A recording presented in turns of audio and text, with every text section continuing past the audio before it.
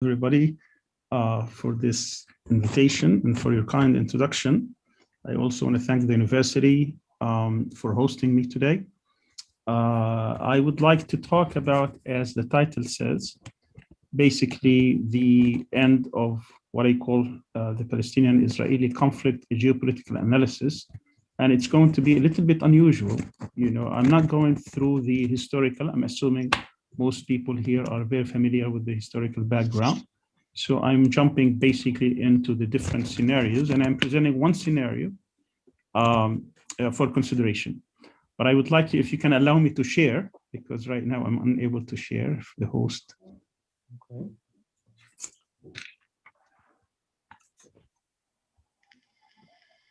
Let us. Tahir, I think, should be hearing us. Can you allow? If you can make me, yeah, co-host. Okay. Hocam, I can't hear you clearly. Hocam, ses kısar mısın?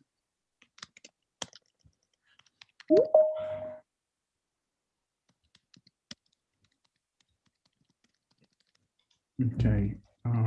You want to say it in Turkish? I'm writing to him, to our friend, so he should be looking at it soon, Professor. Okay, no problem. No problem. Are you allowing anybody who sign in? Hocam, yapmaya çalışıyorum. He's looking into it, Professor, right now. Just give him maybe 1 minute so that he can sort this out. No problem. No problem. Hocam, I try to give authority, but I can't find it on the menu. Oh, okay. I think I have it now. I got it. Okay, good. Excellent. Yes, it's okay right now. Very good.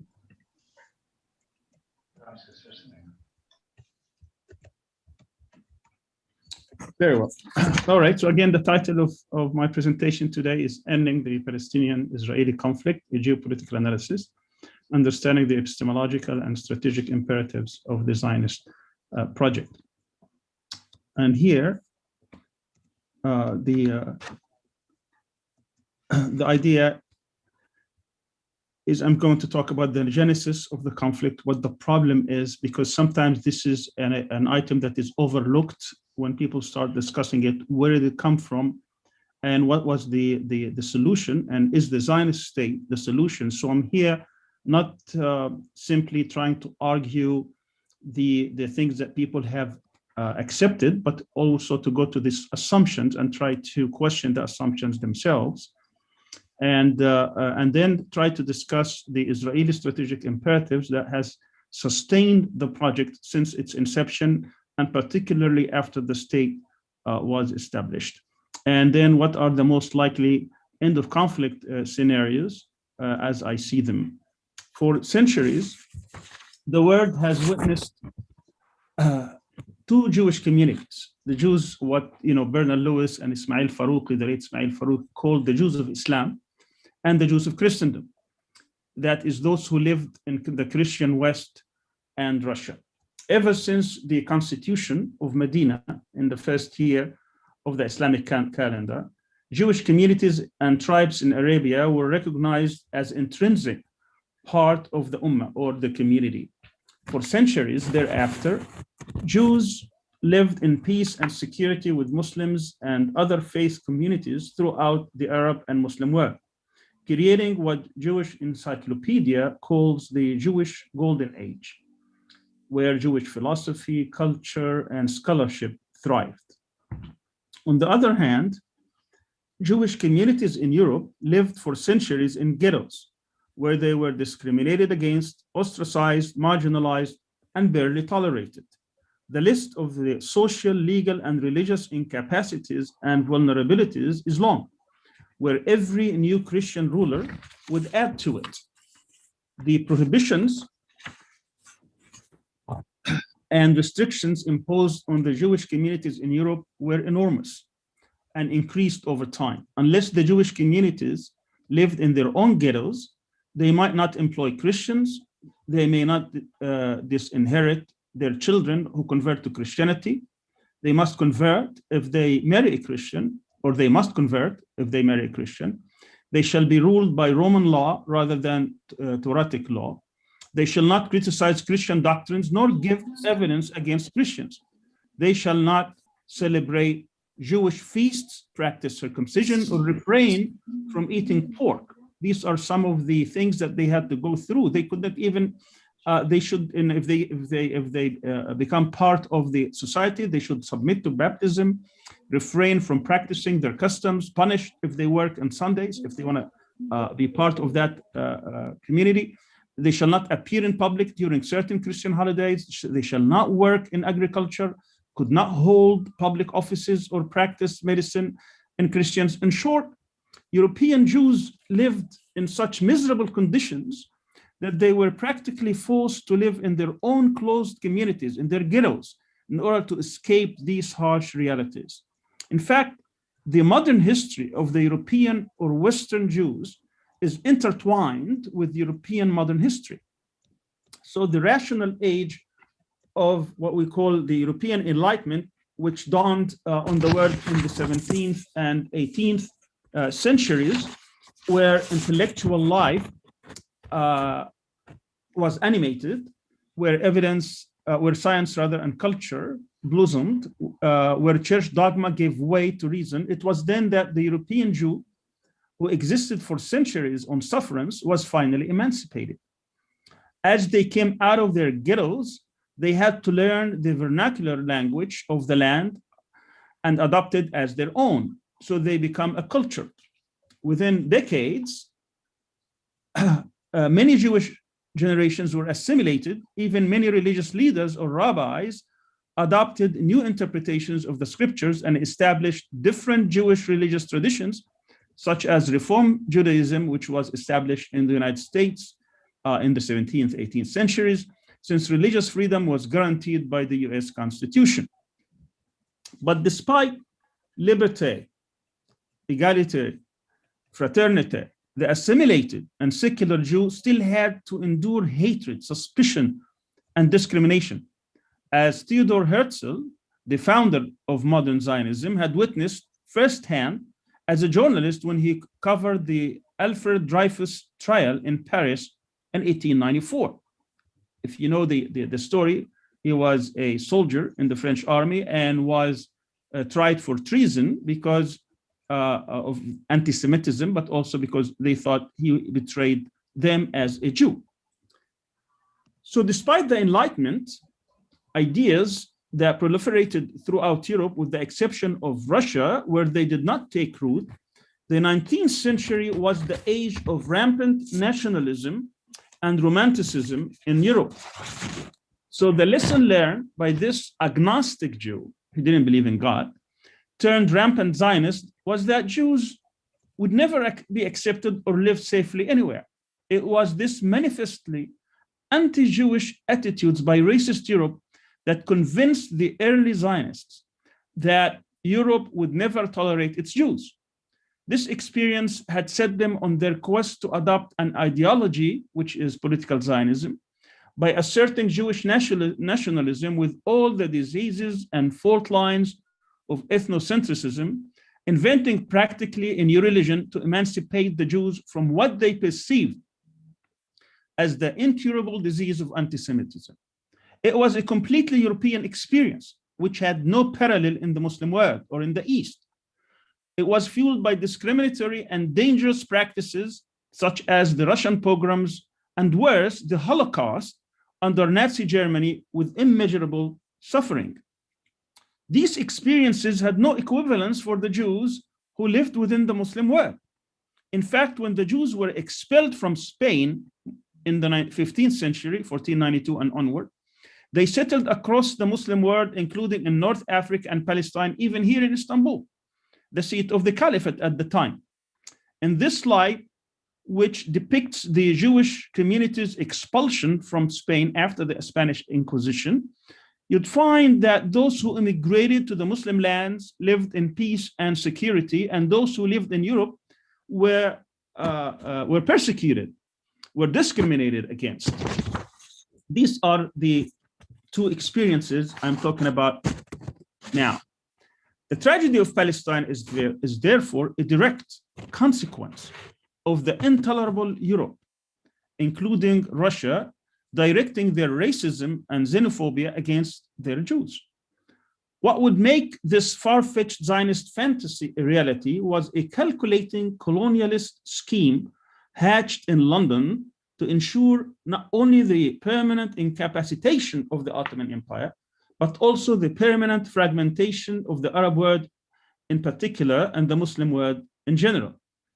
The Balfour Declaration in 1917 was born of this unholy alliance between the Zionist movement out of the Jewish experience of Europe and its colonial benefactors, without any regards to the indigenous people of the land or the impact on the people of the region. For over a century, the Zionist movement adopted an aggressive and belligerent program for the purpose of establishing an exclusive Jewish state in Palestine. This dangerous movement and the state it created were guided by many strategic imperatives that must be totally understood and comprehended if we're ever able to confront the destruction it has brought and the suffering it unleashed and the threat it exposed not only to the Palestinians, Arabs, and Muslims, but also to Jews around the world, and indeed to the entire world. I will argue today that in order to achieve genuine peace and the end of conflict, not only in Palestine, but across the region, even for the entire humanity, then the political Zionist movement and its project in Palestine must be confronted and defeated, and all its institutions must be dismantled and disbanded. Note that I am differentiating between Zionist institutions and the Jewish people. These are not synonymous. These are not the same. Our quest must also be to save the true essence of the Jewish culture and Jewish life from the dangerous Zionist path towards destruction.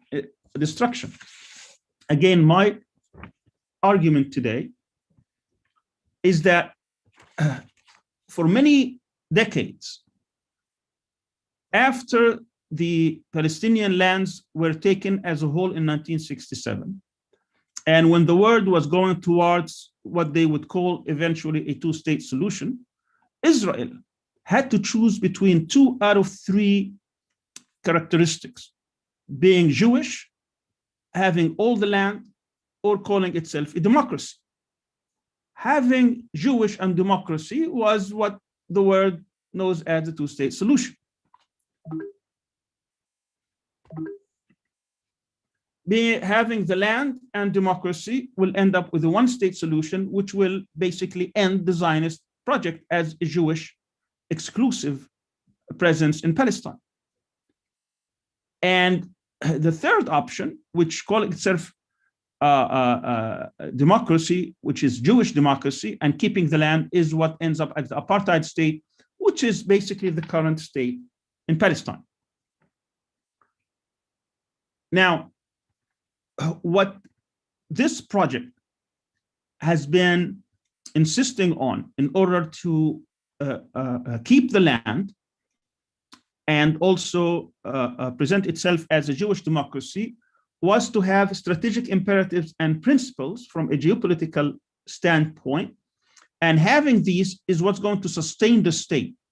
So any attempt to dismantle the Zionist structure is to end the occupation of Palestine must deal with these 12 imperatives that I will present. And as these imperatives are weakened, as they are dealt with, the structure or the imperatives upon which the state has been basing itself will start to crumble. So, again, because of the shortness of time, I will try to go over them quickly, but I'll be happy to discuss any details in the Q&A. So the first imperative that the Zionist state has based itself was on the imperative exclusivism. And basically what it entails is that Zionism, which calls for the ingathering of all or most Jews around the world in the historic land of Palestine, this is the idea that it's based itself on. And you could trace this to a lot of evidence here are just two, where Theodor Herzl, the founder of political Zionism, says that Zionism demands a publicly recognized and legally secured homeland in Palestine for the Jewish people. And that platform is unchangeable. In other words, the whole vision of Zionism, as you know, is to only bring Jews around the world into the land of Palestine. And of course, between him and the prime minister, the current prime minister, when they passed the Jewish only doctrine, he says Israel is the national state, not of all its citizens, but only of the Jewish people. I mean, they are very clear about this, that this is one of the basic conditions of being of having a Zionist state, and it's basic of their objectives as well as one of the imperatives. So if we were to examine this, we will see that for almost 100+ years, the progression of the presence of the Jewish communities in Palestine, it peaked in about 1960 with about 89–90%, and it has declined now to about 78 or 79%. And these figures actually is 4 years ago, so it would have been different now. Now, when you combine the population of the Palestinian population, not only just in historic mandate, not only in the 1948 areas, but in the historically Palestinian the mandate Palestine, that means West Bank and Gaza, just inside, not even including the Palestinians in exile, you will find that today, even that objective of having mandate Palestine for Jews has not been met. Today, we have more Palestinians from the river to the sea of mandate Palestine than we have Jews. So obviously, the more Palestinians you're going to have inside, the more the idea of having an exclusivist state for Jews in Palestine is not going to take place. The second imperative is the imperative of exclusion. And it's the other side of the first imperative, where it calls for the expulsion, exile, or banishment of all or as many Palestinians from historic land of Palestine as possible. You could also see a trace of this in the so-called deal of the century, where they're trying to move as many Palestinians from 1948 to be part of the Palestinian populations who live in cantons within the West Bank.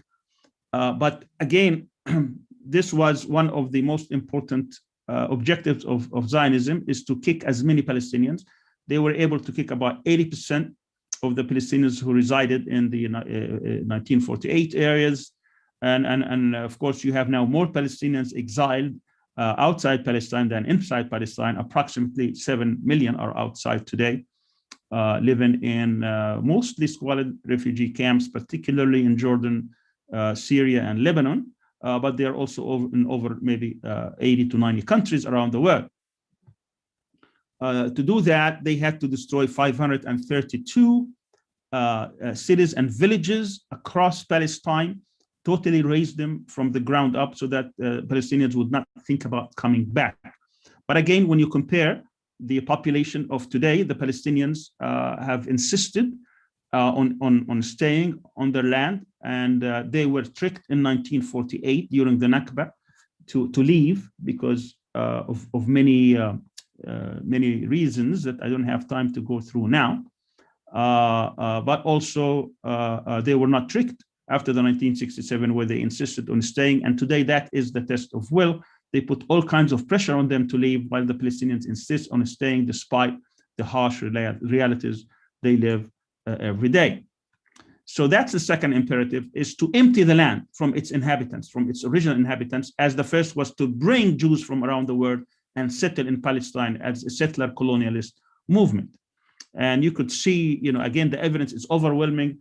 There has been a whole research done by what they call the new Israeli historians, led by someone like Ilan Pappé, in which they give a massive amount of evidence from Israeli archives from those years that show that this was a very deliberate attempt on trying through basically ethnic cleansing. He has a whole book called The Ethnic Cleansing of Palestine, as well as many massacres in order to push the Palestinians out of their land. Of course, both strands of Zionism have been guilty of that, whether it is the conventional or the traditional Zionism or revisionist Zionism, which has been ruling Israel now since 1977 with a few years. So, we went from the traditional labor Zionism now into the revisionist right-wing Zionism, where they would try to see what is called Greater Israel rather than just simply an exclusive state. The third imperative is expansion and colonization. What I would call Israel's manifest destiny. It's the same imperative that ruled the US for many years, was to push west until you get the whole continent. This was also a strategy that Israel has been implementing since its founding in 1948, which is try to push and expand and colonize and build settlements. Even during the 1993 Oslo years, we started at the time, there were only about 100 settlements or so, with less than 150,000. Today, they number approximately 750,000 with over 400 settlements. So in this imperative, Zionism would call for the gradual expansion of the Zionist state by seizing as much land as they possibly can. And by that, because it's, they were absorbing Jews, so they wanted to absorb land as they were absorbing different Jews from around the world, and as they are trying also to expel as many Palestinians out. So the third imperative has to do with the land and the colonization and the settlement. And you could see in this famous map, in 1947, actually, a lot of people may not know, they may be deceived, that the actual ownership after 30 years of British mandate in Palestine on the eve of the partition. Remember, in the partition of November 1947, about 55% of the land was given to the Jews, and 45% to the Palestinians, even though the Palestinians at that time outnumbered them 2-1. But before, during the Ottoman years, Jews had less than 2.5%, less than 1% of the land, and then it grew. But within 30 years of the British mandate, they had these white areas that you see on the left-hand side, it's about 6.5%, despite the massive pressure and that they applied on the Palestinians because of taxes and the tax structure during the Ottoman era, and how they exploited that in order to expropriate land from the Palestinians. Despite that, many of the people who sold their lands were not Palestinians, by the way. They were mostly from Lebanon. They were the tax collectors during the Ottoman Empire. Many of them Christian families, by the way. Al-Susuq and Al-Salam, from very well-known families in Lebanon, they sold, but the Palestinians themselves didn't sell hardly anything. But despite all these massive, the pressure, the campaign, the military conquests, in order to take land from the Palestinian farmers, what they thought, they were less 6.5%, and they were given about 55%. On the eve of the 1948, after the 48, they expanded to 78%. After the 1967, they had the whole land, of course. And then, what they call now, they're even trying to get, you could see in the last one, what you end up with is not a state at all. What you end up with is about cantons, like the apartheid South Africa model. Again, during the conquest, they were always trying to expand. They at one point they got the Sinai, but they traded the Sinai for the prize of taking Egypt out of the formula, so that they can actually take as much land and settle and colonize Palestine as possible.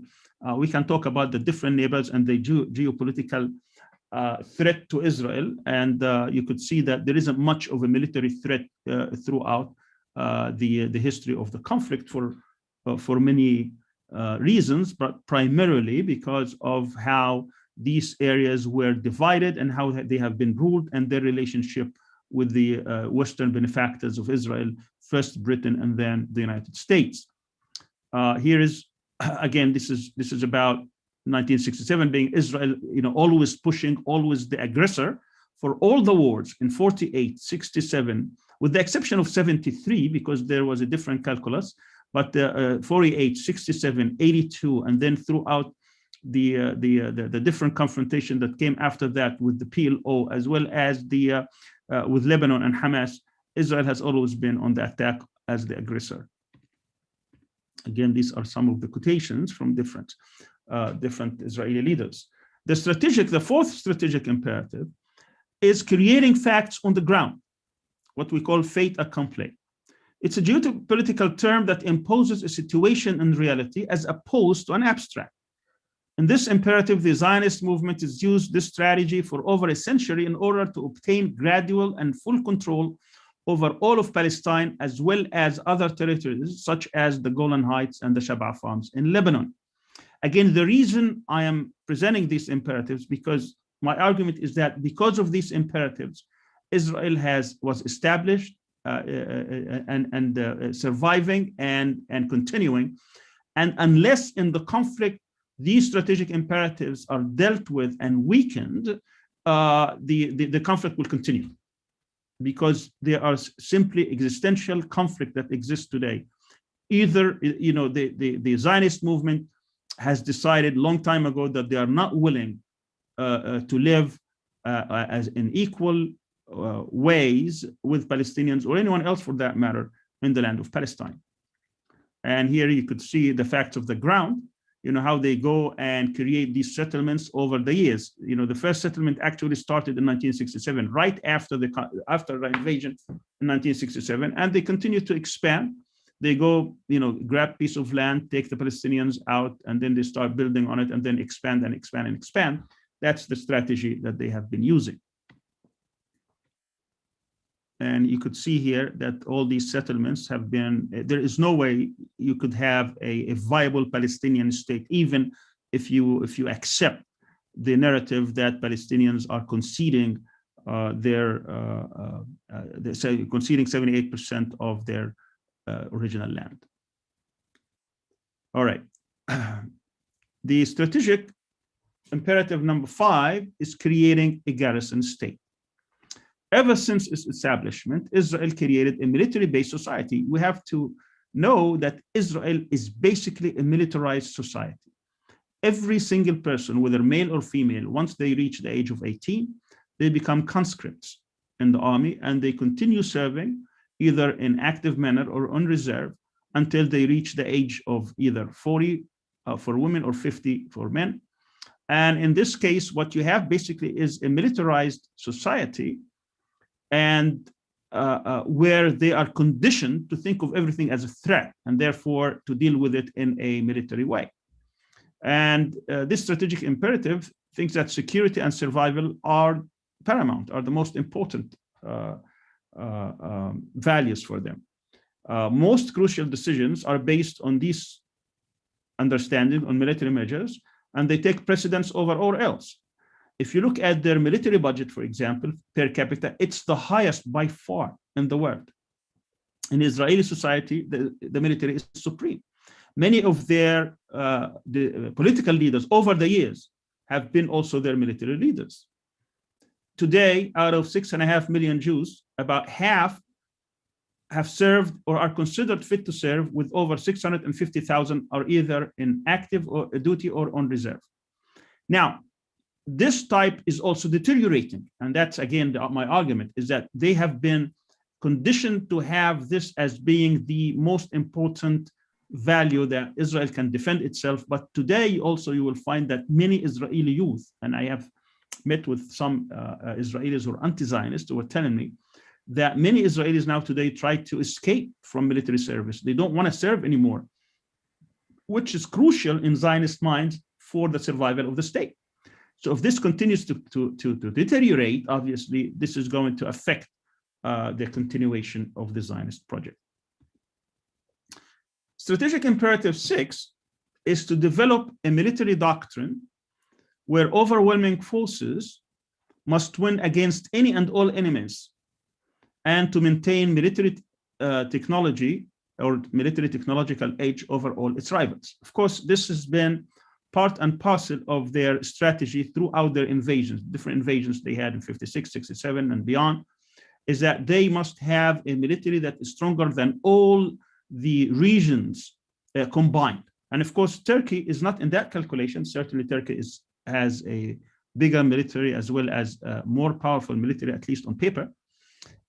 So there's always part of their calculation is to isolate certain parts, so they only define these enemies as being the Arab countries rather than the region as a whole. So if Turkey or other countries change their posture towards Israel and become enemies, so to speak, this is going to be affected. But also at the same time, when other Arab countries join with the Israelis into alliances, so the United Arab Emirates or Saudi Arabia, that's also reversed.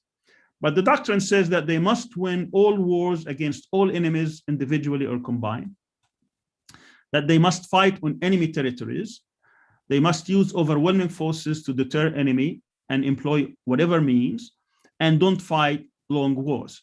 So again, in order to impact this imperative, to pressure them, we must study each one of these and try to reverse it. We've seen, for example, that when they had long wars where the enemy did not succumb in few days like they did in 67 and 56, for example, whether it was the 33-day war in Lebanon in 2006, or over that in Gaza, in 2014, you could see that they were seeking to end the wars because they cannot mobilize their society for long wars. So if this was to be reversed, if there were other foes or enemies who are willing to fight or put them in a state of war or attrition for a long time, this whole project also will weaken and will have difficulty sustaining itself. The seventh strategic imperative is to maintain monopoly of nuclear weapons throughout the region. That's why you find them, for instance, when it came to Iran, extremely vehemently about ending that program, because they think that this is their last resort and they don't want any competition. They don't want, because they think that this will be their deterrence. If they are ever overwhelmed by any kind of conventional weapons or pressure, they could seek that. They possess over 200 to 400 nuclear weapons, as experts say. Of course, the whole world is turning a blind eye to Israel when it comes to possessing nuclear weapons. They're not signatory to the NPT treaty. They don't want to see any emerging power in this neighborhood to have any kind of a nuclear capability, not even weapon, just capability. So they bombed Iraq's nuclear facilities in '81. They contemplated, actually, this information is and the evidence is there. They contemplated bombing Pakistan in 1984.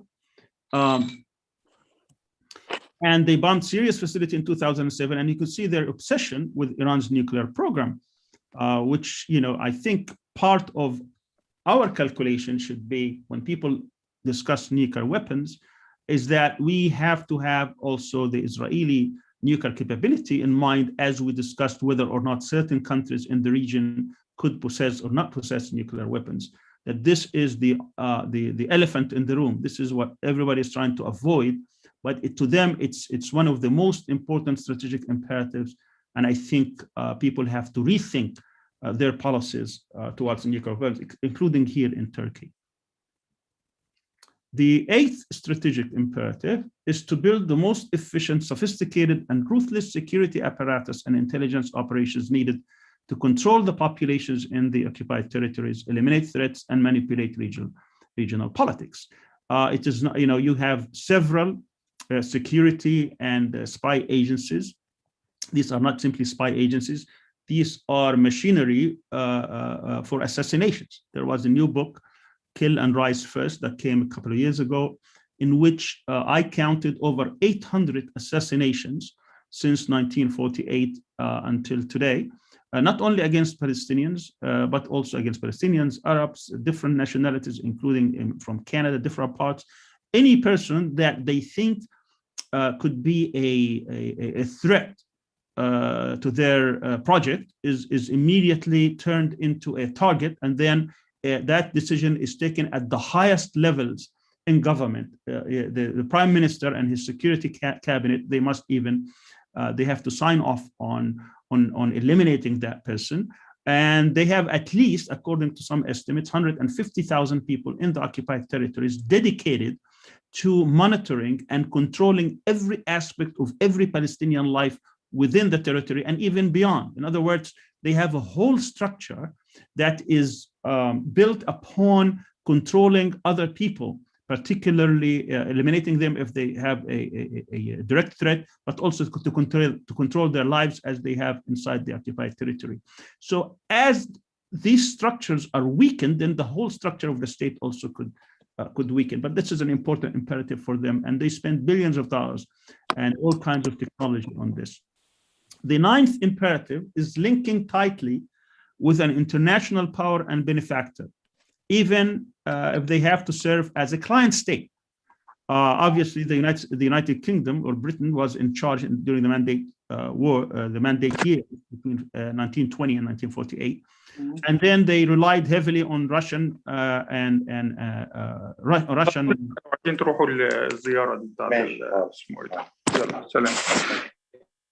They held on Russian arms and Germany compensation, and of course during the late 50s and early 60s, basically on French arms.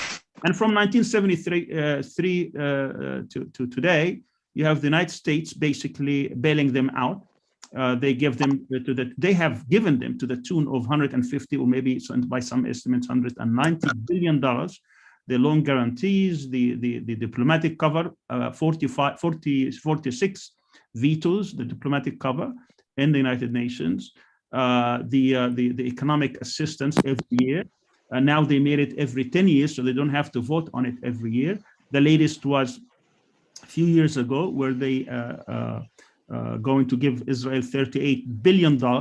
So they, and then not to speak even about the different soft power capabilities, where Israel maintains the utmost support and the staunchest support they get in different forums by the most powerful country, the United States in the world. I mean, I have a study that talks about this in more details. And here are some quotations in which, from early on, Zionism was ready to be the client state, to defend the objectives of the objective of colonialist powers, to work on their behalf, whether first it was Britain or later the United States. This is a statement by Theodore Herzl, where he says that we could play that role to secure the interest of Britain. And here is another one, by the first president of the Zionist state in 1947 in his memoir. Again, he's trying to appeal to Britain that we can serve your interests there. And then we could see also this one as a deputy national security advisor, who's actually an American and then turned an Israeli and became deputy national security advisor. And that how this is an important, vital strategic interest for America to have Israel there. And now we find, particularly after Trump, the amount of statements that have been coming from the American administration, American officials, openly about how Israel is becoming a strategic project for them. Recently, somebody also dug an address by Joe Biden, the current president, in which he says, if Israel didn't exist, we would have invented Israel because of how much it can serve our interest. The 10th strategic imperative is to keep this is how the state is maintaining its strength, is to keep world Jewry, especially in Western countries, Zionist, with unquestionable support for Israel. So they build these institutions, the lobbying efforts, and the organizations, the media networks, the funding, and so on and so forth. I can talk for a whole hour about these structures and how important it is for them. But suffice it to say that today we find blowback that many now, there are many studies as well as poll numbers and But modern nation states. We find that what we have today is many Jews within these countries who turned against Zionism and who reject that the Zionist narrative. And at best, but of course these are the most influential. At best, you may find people who are at best you may find people who are basically tied to power who are willing to do that. The 11th, I will have to excuse, just open it 1 second.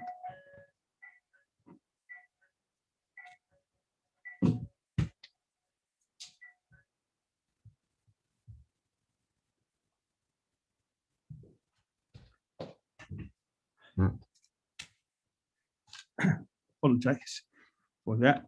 All right, so the 11th strategic imperative is to keep the enemy divided and weak and fragment the Middle East and beyond. Can you hear me? Can you hear me? Yes, we can. All right, so the strategic imperative number 11, this is one before last, is to keep the enemy divided and weak. This is part of what they have been doing now for the past few years, and fragment the Middle East and beyond. Keep the Palestinians divided. So you have Gaza and the West Bank and Jerusalem and diaspora. You see how they don't want the Palestinians to be a united front. Of course, granted that there are many problems within the Palestinian communities themselves, with the Palestinian Authority in the West Bank and how it has behaved under the Oslo, and Gaza where Hamas is in control. We also know that strategically there was a plan. This plan was contemplated in 1982 when Sharon was defense minister. Oded Yonan was his strategic advisor. And this plan was actually uncovered by Professor Israel Shahak, who was, he's an anti-Zionist academic. And he translated this from the Hebrew version. I remember that Sharon himself gave a version of this in an address to NATO in July 1983. We translated it at the time. We didn't even know how to call it. We called it the new map of the Middle East, but turned out that it was basically the Oded Yonan plan, which calls for the further fragmentation of the Middle East, not just even Sykes-Picot, but even further. And they have been at the forefront of this. So you could see, for example, that when it comes to the creation of Kurdish state, they have been the staunchest supporters of establishing one, trying to, they have one of the biggest presence of the Mossad outside the country in the Kurdish region, for instance, where they were trying to push for not autonomy but even for the establishment of a state. This program has been going on since the 1950s. The same for Sudan. They were trying to fragment Sudan. They're trying to fragment many other countries. This is one plan based on that book, where they're trying to split Saudi Arabia into 3 or even 5 provinces, Syria into 2, Iraq into 3, and there are many evidence in how they have been pushing for this after the American invasion, and it's all based on ethnicities and religious communities. And there are again many addresses by some Zionist and Israeli leaders in which they say that the only way we can survive is by creating these communities. Then obviously they will become the most powerful, and they will be able to become a regional hegemon. And again, this is another other maps based on some of these studies. The last one that I mentioned here is that Israel eventually wants to become a regional hegemon, and to do that, they need to ally themselves with minorities, separatists, despots, tyrants. And that tells us a lot about many of the policies, including what happened after the 2011 Arab Spring, and the role of Israel in trying to undermine the march toward democracies throughout.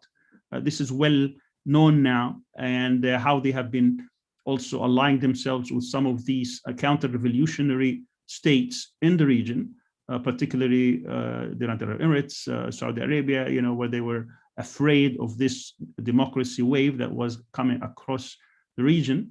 So they allied themselves with them, and they're trying to establish a new order where Israel obviously become the regional hegemon, which of course in many ways does affect Turkey's presence and policies. Here are some this is just the first picture here. These were some Zionists, some Mossad agents in Kurdistan trying to help them back in the 1950s. And this is, of course, when they were trying to gain a state a few years ago. This is Sudan, and again, and the recent history where they were trying to occupy and ally themselves with the Maronites. These are just examples, and they look basically at where they can look at ethnic conflicts or sectarian conflicts. This figure is in Arabic, so I will translate it. This was actually to show how they were trying to maintain for many years the relationship with Turkey, because Turkey and its potential. So they maintain the largest trade with Turkey throughout the Muslim world, where if you combine all the different countries, all 55 other countries, they would not even come to half of that trade between Turkey and Israel. And of course, this is something that if they start having all this BDS movement going to affect them, including academic boycott, obviously that will also affect it. So to conclude, what are the end of conflict scenarios when we talk about this project? Certainly, the two-state solution is dead. No one can argue with a straight face about the two-state solution, and no one would have even answered the question, if a two-state was even viable, what are they going to do with 7 million Palestinians who would not be allowed to go back to their houses, which under international law, they're supposed to do that. So the question now, whether you're going to have an apartheid state or a dismantlement of the Zionist project. These are the two options. And I argue that the inoperability of some or most of these strategic imperatives is going to make the Zionist project moot. But of course, that's a high order. I mean, assuming these 12 imperatives are there, you can see that some of them have been weakened. But the other lesson we learn is that these 12 imperatives cannot be undone, cannot be weakened by the Palestinians themselves, because you could see that most of them Palestinians cannot affect, cannot impact. At best, Palestinians can affect 2 or 3 or 4, but not even fully, but maybe 2 or 3, staying in their country and doing others. But other than that, there has to be more of a worldwide solidarity movement that can affect these regional imperatives. But even it's not just a popular solidarity movement, because there you could see that you need countries, you need governments, you need peoples, you need institutions. It has to be a collective effort in order to squeeze, in order to impact these 12 imperatives. That means there has to be some sort of change in the regional power structure. These alliances taking place today, these are not particularly permanent, because if things change in some of these countries, particularly in Egypt or others, certainly that's going to impact the different regional power structure taking place today. And also we have to look into the internal dynamics within the Zionist state. They have many, many deep and rooted problems: Arab versus Jew, religious versus secular, rich versus poor, Ashkenazi versus Mizrahi, urban settler, old, young, and so on and so forth. So these are also going to impact the state. And remember, Palestine, in terms of its territory, by comparison, is not a big country. It's only about less than 27,000 kilometers square, which means that the survival of the Zionist project within this environment becomes very doubtful. And I argue that the Zionist project, as a colonialist settler project, cannot endure in this region unless it maintains all these different imperatives, which is inherently unjust, not just unjust towards the Palestinians, but also towards the people in the region and towards the Jews themselves, because it brings Jews as being basically an ethnicity that is bent on having an apartheid state. So I argue that the goal should be to dismantle the Zionist project, not to, again, this is not about Jews, it's about the institutions, its systems and institutions, through this world solidarity movement that will include all these elements, again, governments, countries, because dealing with the imperative of nuclear weapons cannot be done by a movement. This is a country that has to be there. One country in the area must say that I'm going to have a nuclear weapon to neutralize or maybe Pakistan could say, and I'm willing to give cover, but you have to neutralize that element for that to happen. And but basically, the whole thing is to restore rights for the Palestinians and to save Judaism from Zionism. If Europe is unable or incapable of dealing with its racism against Jews, then I said the history of the world tells us that Jews could come and settle in any part of the Muslim countries, but not at the expense of the rights of the Palestinians or as a sovereign state where it wants to become a hegemon and be an aggressor against others. We have seen this in the past. They have existed and in peace and harmony with other communities, but only as neighbors and not as aggressors. Let me stop here and open it for any questions. Okay. Dear Professor, thank you very much for the speech. So yeah, we can entertain a couple of questions. So if you can use, please raise a hand option.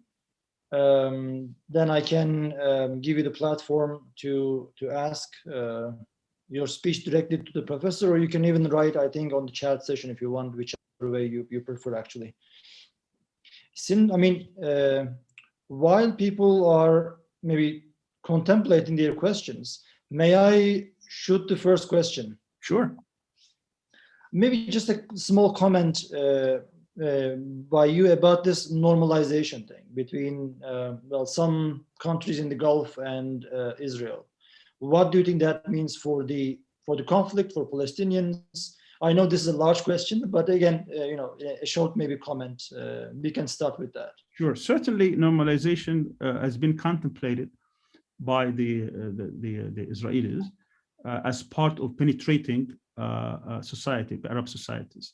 Remember that the demand on them has been that they need to recognize Palestine as a state, which they never did, and that they need to establish a Zionist entity, even if truncated to about 22%, even though some Palestinians have been arguing that they even can compromise on the settlements versus swapping some territories. But that wasn't even in the offing.